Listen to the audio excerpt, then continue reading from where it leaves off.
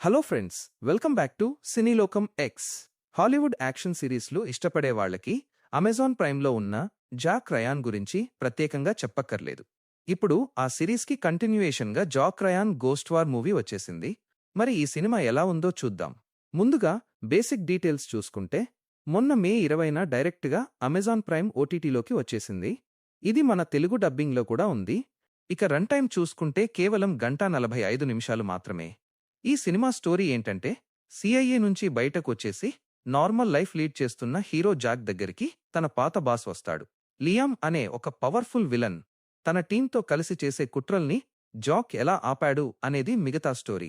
అయితే ఇది direct movie కాదు, ప్రైమ్లో ఉన్న 4 సీజన్స్ వెబ్ సిరీస్కి కంటిన్యూయేషన్. ఆ సిరీస్ చూసిన వాళ్ళకి ఈ క్యారెక్టర్స్ ఈజీగా కనెక్ట్ అవుతాయి. స్టోరీ కూడా సింపుల్గా అర్థమవుతుంది. యాక్టర్స్ పెర్ఫార్మెన్స్ గురించి చూసుకుంటే, జాన్ క్రాసిన్స్కి మళ్లీ జాక్ రోల్లో పక్కాగా సెట్ అయ్యాడు. హీరోయిన్గా చేసిన సియన్నా మిల్లర్ యాక్టింగ్, స్క్రీన్ ప్రెజెన్స్ సినిమాకి బాగా ప్లస్ అయ్యాయి. ఈ సినిమాలో main plus point action scenes. ముఖ్యంగా లండన్లో వచ్చే కార్ చేస్ సీన్, కొన్ని ఫైట్స్ స్క్రీన్ మీద భలే వర్కౌట్ అయ్యాయి. పాత క్యారెక్టర్స్ అన్నీ మళ్లీ కనిపించడం సిరీస్ ఫ్యాన్స్ని బాగా ఎంగేజ్ చేస్తుంది. కానీ మైనస్ పాయింట్స్ ఏంటంటే, కథ మనం ముందే ఊహించేలా రొటీన్గా వెళ్తుంది. మిషన్ ఇంపాసిబుల్ లాంటి సినిమాల్లో చూసినట్టే సేమ్ అదే కాన్సెప్ట్ అవ్వడంతో కొత్తదనం అనిపించదు. చాలా బడ్జెట్ పెట్టినా కూడా విజువల్స్ అంత గ్రాండ్గా ఉండవు.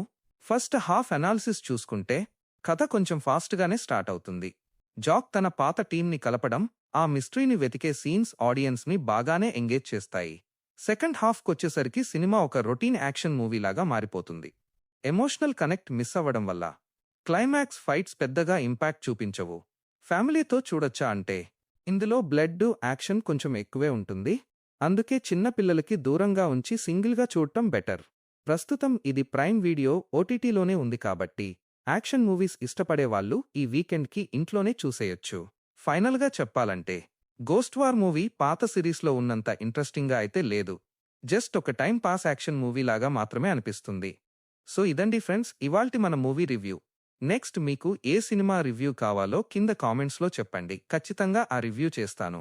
ఈ వీడియో నచ్చితే ఒక లైక్ వేసి మన సినీలోకం ఎక్స్ ఛానల్ని సబ్స్క్రైబ్ చేసుకోవడం మర్చిపోకండి.